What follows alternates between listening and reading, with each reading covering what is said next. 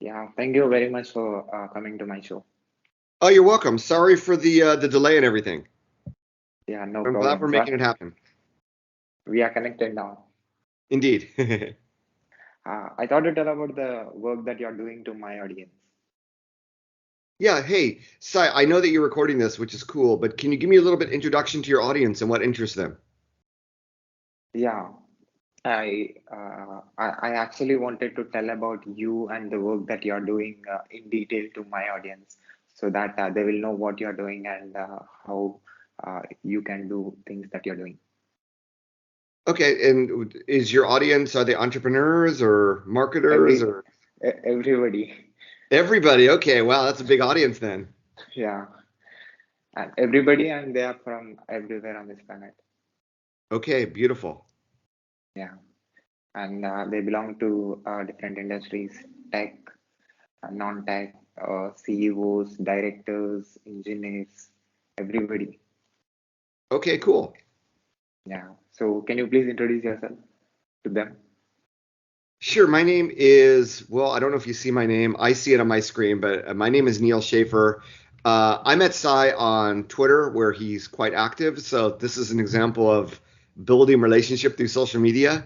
And that's sort of what I do for a living. So I help businesses with their social and influencer and content and digital marketing. Based in Southern California, I also speak Japanese and Chinese. So I tend to help a lot of Japanese companies as well, but I consult. I also have written a few books. In fact, this is my latest book is called The Age of Influence, which is about influencer marketing. And I speak at a lot of conferences around the world. Never spoken in India, unfortunately. I've spoken in Bahrain and South Africa and other countries. And I also teach digital marketing at a few universities in the United States and in Europe. So I'm all about helping educate and empower people, businesses, all about the potential of digital and social media marketing for their business. So you are into this I am into, excuse me. you are into this job from when you are Um, doing this? Yeah, so it's funny. A lot of people change careers over time, and I am an example of someone who I began my career actually in sales in high tech, semiconductor, embedded software, IPTV middleware, and at one point I moved back. I started my career in Asia. I lived in Japan for 15 years. I moved back to the United States. And at that time, I was still consulting for my last company, but my we were raising a young family, and my wife didn't like the fact that I was traveling a lot with a sales job. So it was the first time I had to really change what I was doing. And at the time, I started becoming a heavy user of LinkedIn, and it actually indirectly helped me find my next job, which didn't last very long. And then my wife is like, you should write an ebook or something. And I had already started the blog.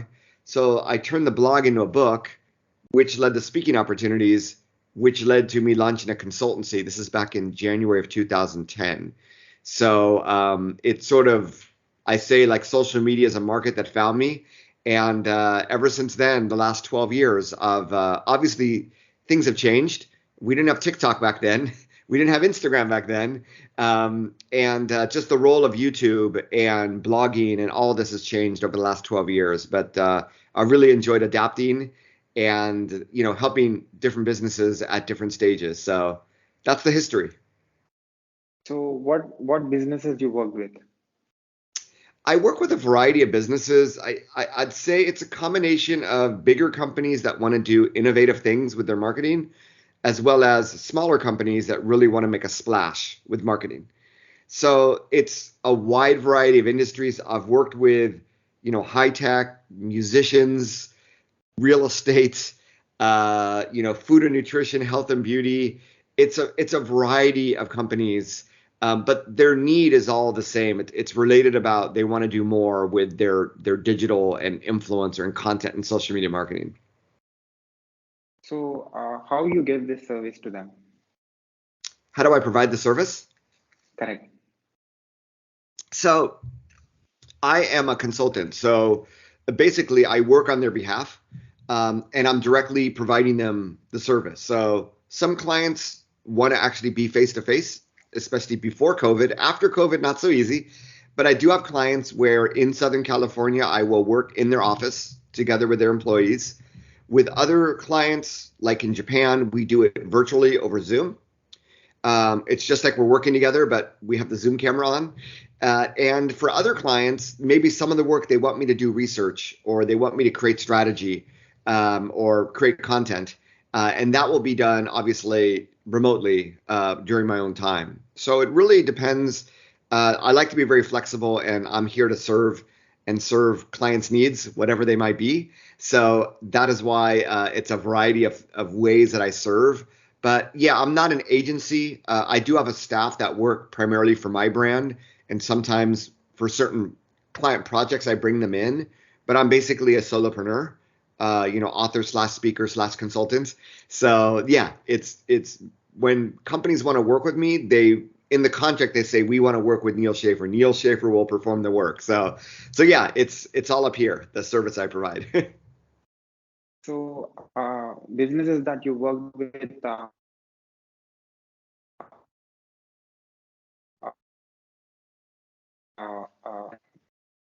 in last few years? Hey, Sai, you froze up there. Can you repeat that? I'm sorry. Yeah, can you mention some of the companies that you worked for and the things happened after your contribution?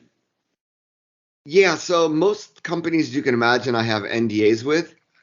So yeah, I don't go about mentioning company names, especially like Yeah, publicly. But yeah, there's a number of different companies that I've worked with over time.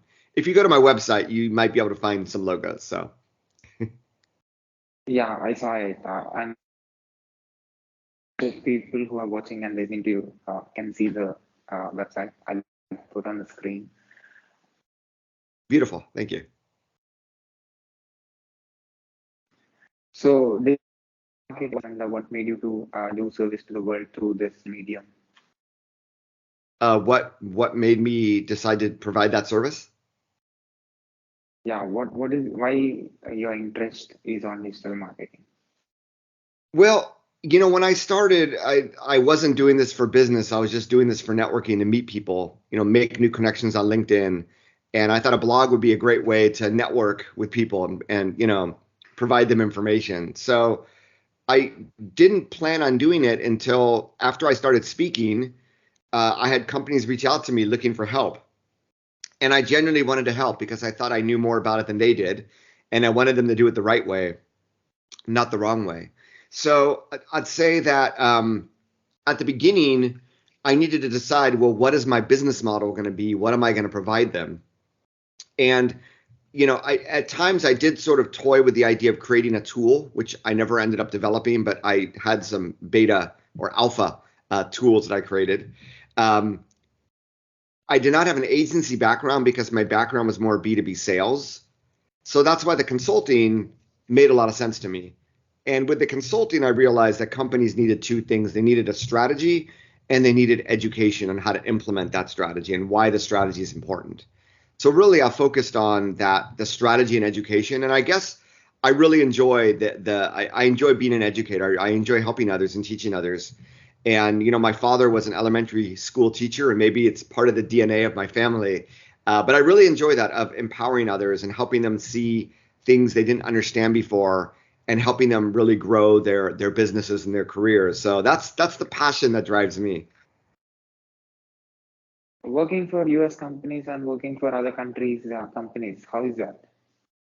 Well, I started my career working for a Japanese company in Japan. So as you can imagine, very different than American companies. American companies, I mean, there is teamwork, don't get me wrong, but it's much more about you and your career and is this good for me or not. In Japan, it's all teamwork all the time.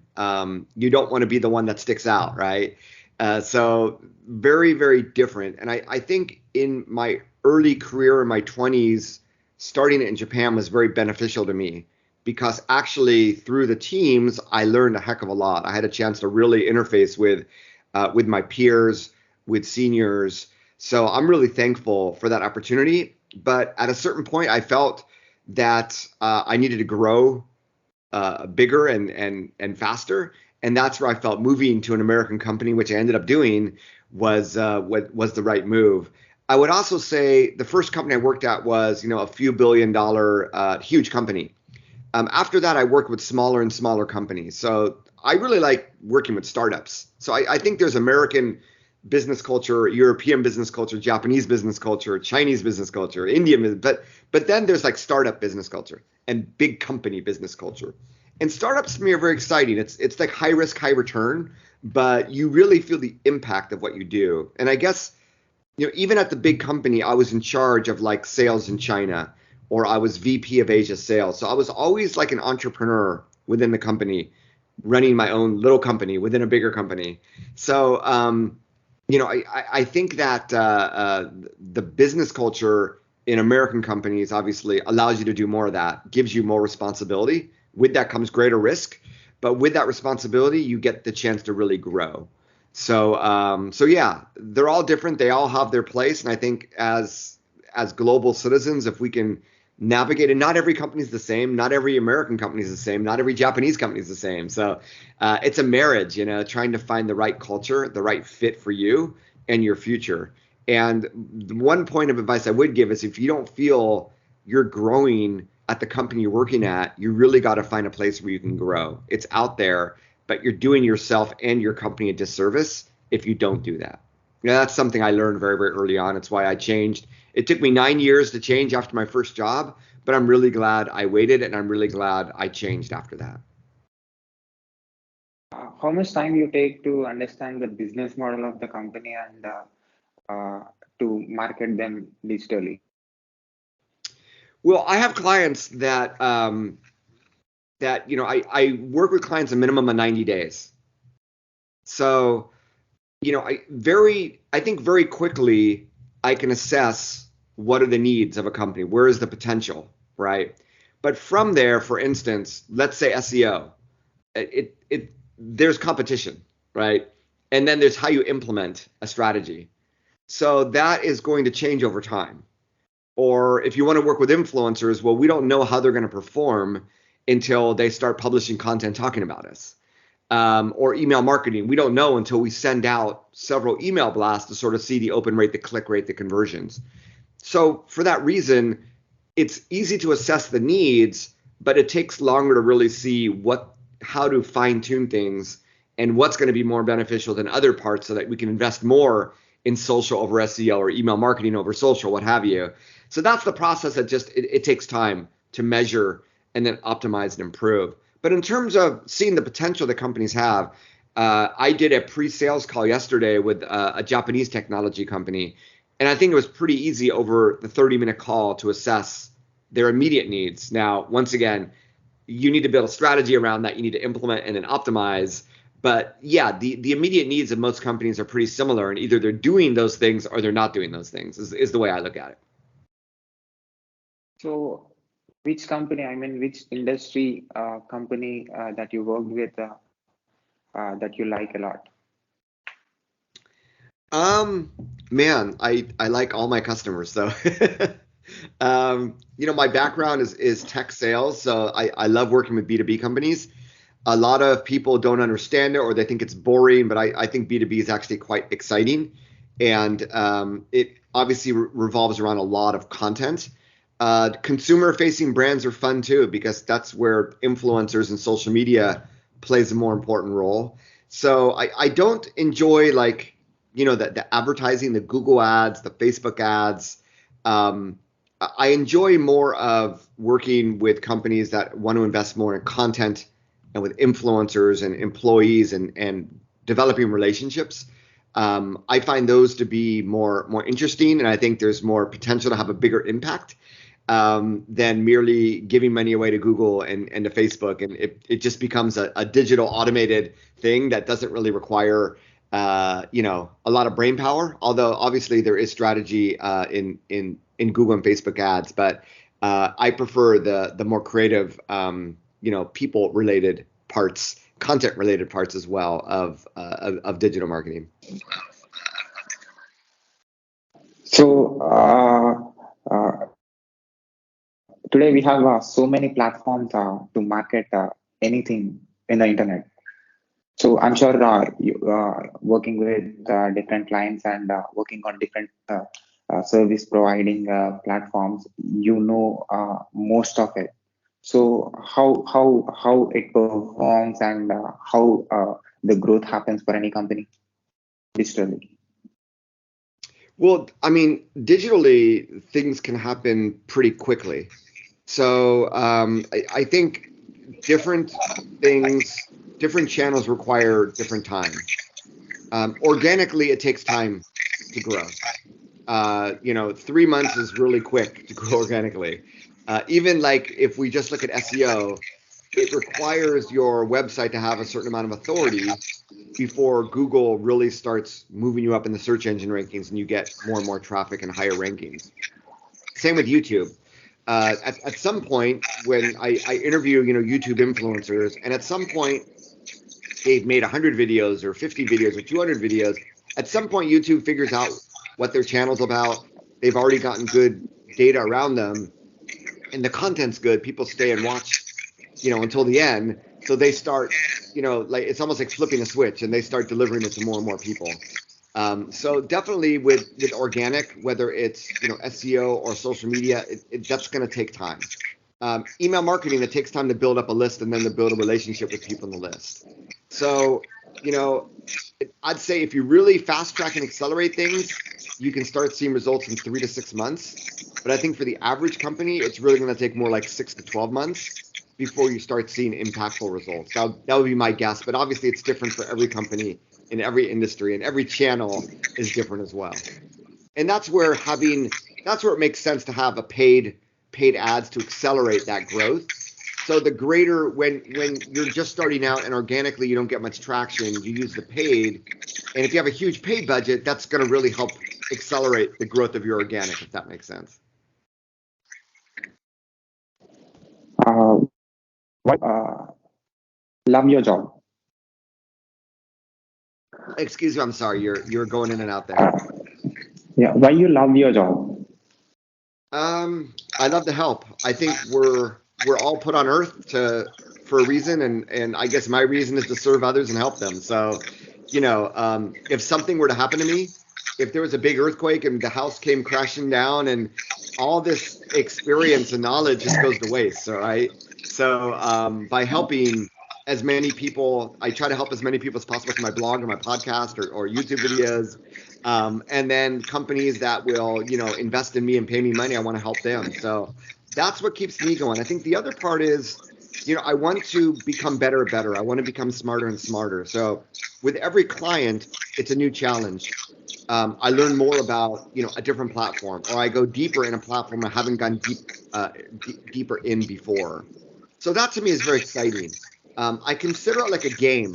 You play one of those RPG role playing games, and your experience level goes up and up and up, and you get the different levels, and you want to level up. And I sort of see my career the same way. I want to gain that experience so that I can constantly level up and be the best that I can be. So I'm sort of gamifying my own career, but that to me is the fun part. When I work with a client, I learn something, and then when I help them, those are the two things that I love about what I do.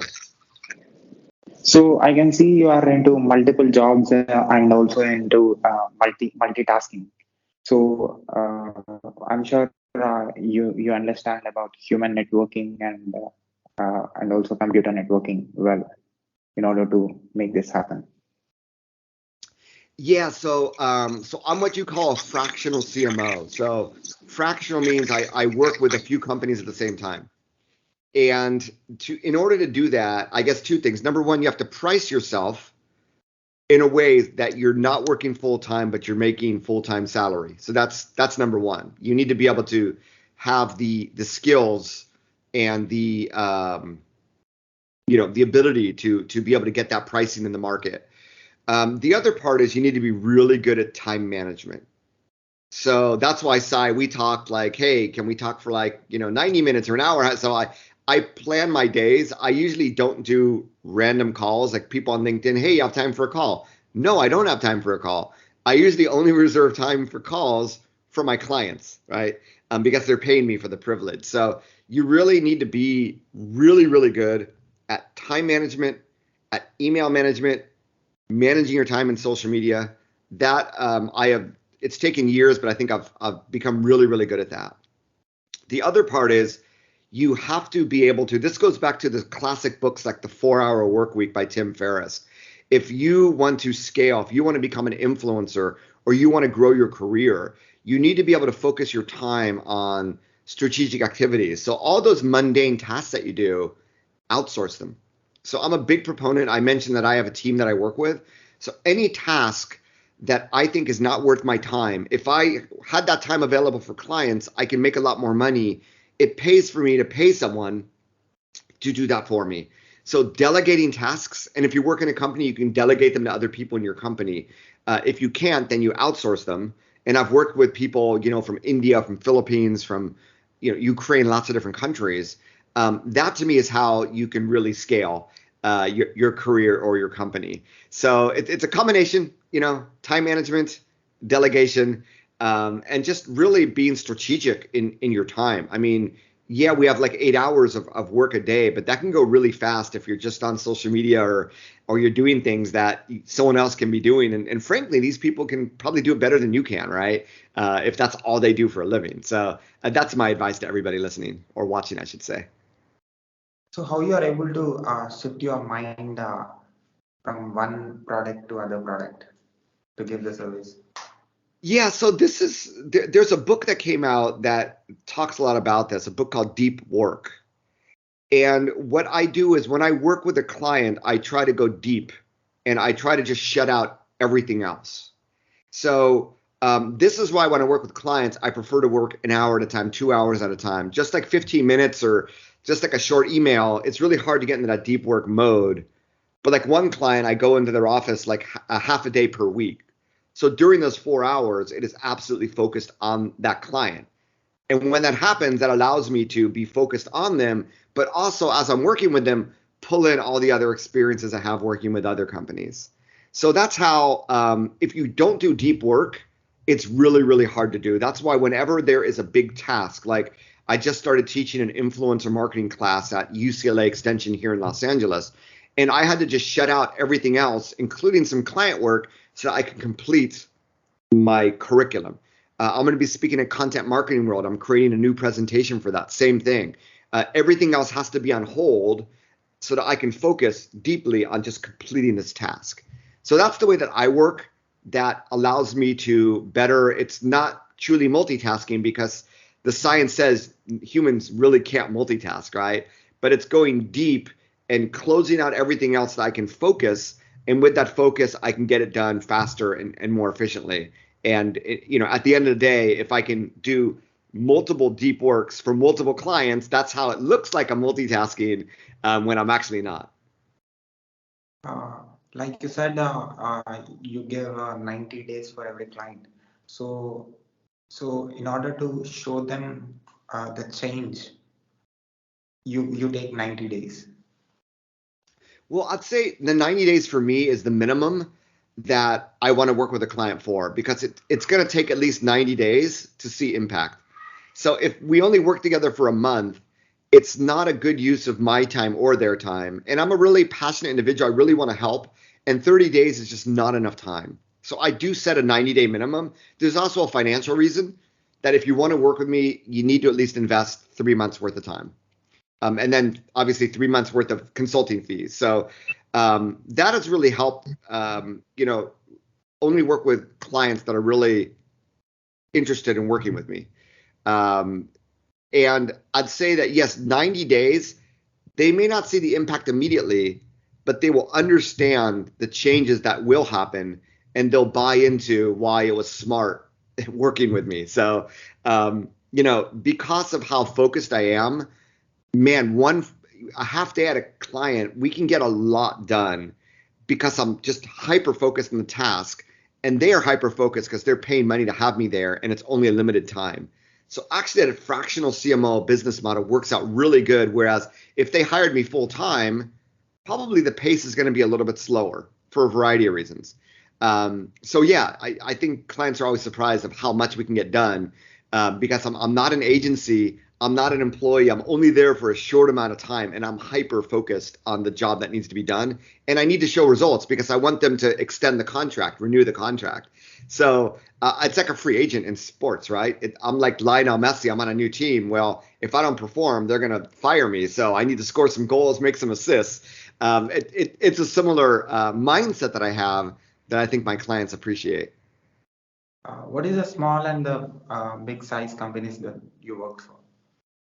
Well, I've worked with some of the biggest insurance companies in the United States, some of the biggest real estate companies in the United States. I've worked with a Grammy award-winning musician who has, 7, 8-figure social media followers. And I've worked with startups, just like 3 people that came together. They created a great app and they want to provide a service around it. And they're literally just starting. So yeah, I mean, every company needs marketing. How are you going to get sales without marketing? Well, I mean, sales is having salespeople is part of it, but these days so much happens online. There's a lot of research being done digitally. And even if your salesperson goes out to a client, they're going to look you up online. And so you need to have a minimal presence at least. And if you have a minimal presence, why not take advantage of that and use that to generate leads in business as well? So yeah, I think it's a critical skill.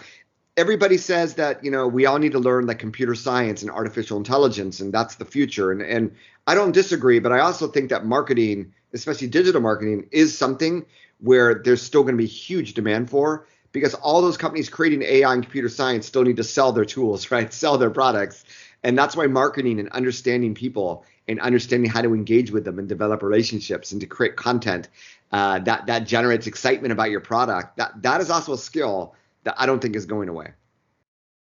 And what is the biggest challenge that you have faced and solved it? The biggest challenge that I faced and solved. That's a really good question. Some of the biggest challenges I have is when we have new platforms that come about or companies want to use new tools.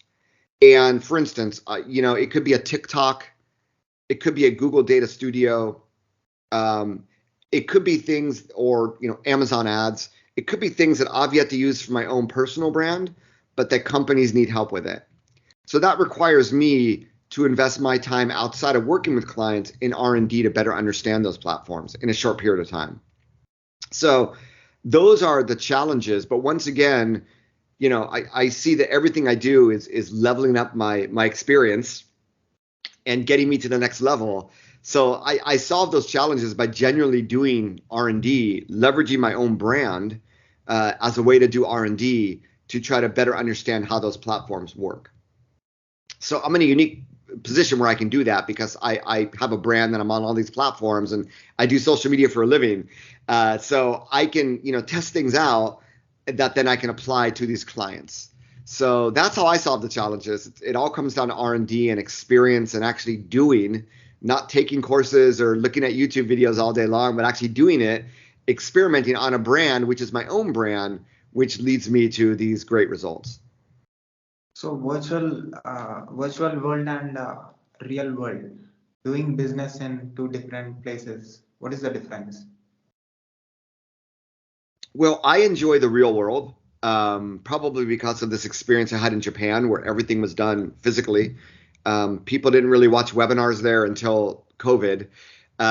So, I'm a people person. I love meeting people. It's why I got into sales and marketing in the first place, to meet lots of people. And I do believe you develop a deeper relationship when you meet someone physically versus virtually. So, the physical companies I work with, those relationships tend to last longer. Virtual can last long as well, and I go out of my way to try to meet people physically when we have a virtual relationship. But it's really hard to make that human connection if you don't meet in person. So I'd say the virtual ones are a little bit harder, more challenging. I enjoy them equally, but I know that if I cannot make a human connection by meeting them physically, there's a danger that it's very, very hard to make a deep connection and therefore have a long relationship. And I always strive to do that. So yeah, that's sort of how I mean, Zoom and having conversations like this over Skype, They're great ways to deepen relationships, but there's nothing like meeting someone. In fact, my brother is an entrepreneur and he has a software team in India. And one day he just flew out to meet them and they freaked out. They've never had like an American boss like come to their office. And he showed up in New Delhi, right? And met them all, went out to lunch with them and everything. And he has worked with that team for like a decade now. And I get it, right? It makes a lot of sense when you make that human connection. So that's something that I strive to do. And I do think it does provide the best ROI. And at last, what is your, as a digital marketer, as a person who is into internet from long time, as a person who works for, who helps businesses to build their, build their graph. So, what is your observation about my work? Oh, about your work. Well, I had asked you at the beginning, like who is the audience. So, Sai, I'd like to ask you, have you ever introduced the work that you do over the internet? Yeah. Have you seen any videos of mine on YouTube? Yeah, well, I think, in all honesty, I think you're a really great interviewer. You're asking really great questions. And interviewing is a skill. Not everybody can do it. So I think you're really good at what you do. I guess the question is how do you monetize that skill? Is always the challenge. But yeah, there are some great people on the internet that have been able to monetize the skill of interviewing.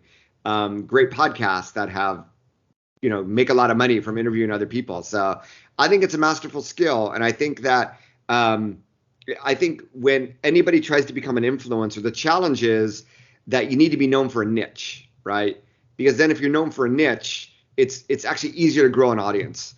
It's a challenge I have as well because digital content influencers, that's like a few niches together, and I can't niche down because my clients all need all that. So I'm more of a generalist, but to become truly influential, I think if you were to niche down into only interviewing people from certain industries or certain disciplines, it would actually help you, or create multiple channels. Each channel is interviewing different people from a single industry or country. I think that would help you grow your influence, just understanding the way that YouTube and all the algorithms work even faster. Yeah, I got you. And It's a challenge though. But I think my advice for people is often to, if you've already created a lot of content, go in, look at the content that's given you. It's usually the 80-20 rule, like 20% of your content's giving you 80% of the video views or likes or clicks. And then really lean in and do more of those as a way to let the data find your niche for you, a data-driven approach. So that's one bit of advice I can offer. awesome. So, at last, to my audience, do you want to say about the work that you are doing, and tell me how you can help them or to grow their businesses? Yeah, well, I'm on a mission to help grow 1 million businesses every year.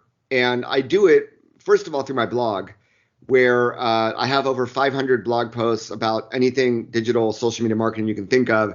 And I get more than 1 million people come to my blog every year. So that's why I say I'm virtually helping 1 million businesses. So that's a great place to start. NealSchaffer.com, NealSchaffer.com. I also have a podcast, Your Digital Marketing Coach. So I'm publishing content there weekly. I have a YouTube channel myself, youtube.com/Neal Schaffer. I still need to do more videos. It's on my plan to do. But I offer just a ton of free content to help businesses. And that might be all that you need, right? But for those that want a little bit more, I do have a mastermind or group coaching community where people pay a nominal fee and we meet once a week over Zoom. And it's a very, very small group. One of my members right now is actually, I have one member from India, one from the UK, one from New Zealand. They're not all just from the United States. It's a very international group. And we all help each other grow each other's businesses. So that's a very, very low cost way of engaging and me helping. It's right now, the price I think is like $60 a month. So it's a membership community. And then above and beyond that is the fractional CMO service. So if you don't have the money to hire someone full time, or you want to tap into my expertise and help grow your team, or whatever it is, you can reach out, go to nealschaffer.com/CMO. You can fill out the form and we can have a call and better understand if there's a fit or not. So Yeah, it's a pretty easy to understand the business model and way in which I help people. But I'd say start with, I mean, I've invested a lot in creating a lot of content over time. There's also some free ebooks on my site. If you go to nealschaffer.com/freebies, you'll see a few ebooks on like LinkedIn or email marketing or guest blogging, all these different things that I've written. So yeah, I urge you to check it out, and I'd love to serve you, whether you read my blog or listen to my podcast or interested in my fractional CMO service. Everyone's different. Everyone has their own needs. I'm cool helping everybody. I help enough companies and make enough money that I can invest that into creating more content and helping more companies for free. That's how I see my role. So yeah, any way I can help you, it would be an honor. I'll put your web links in the description of this video and also on the screen to so that my people who watches our video can see your work and can take your service. Well, I appreciate that, my friend. Thank you. Can you also spell your digital media presence to my audience on who are listening this on podcast? Oh, spell out the name of the podcast? Yeah. Yeah, it's called Your Digital Marketing Coach with Neal Schaffer. So if you go to podcast.nealschaffer.com, it is a subdomain. You can listen to all the episodes on my website. If you go to nealschaffer.com, there's a podcast menu item. You can click that. Or if you're on Apple or Spotify, Your Digital Marketing Coach, and you should be able to find my podcast. Can I put this video on my YouTube channel with your permission? Oh, absolutely. Can I also put this audio and video clip on my podcast, website, internet, social media, everywhere with your permission? Yes, absolutely. Thank you, Neil. I took 6 more minutes. Thank you. It's not a problem. Please email me when you publish so I can share with my audience as well. Sure, Neil. Thank you. Thank you for your valuable time. All right. Take care, my friend. Thank you, sir. All right. Bye-bye.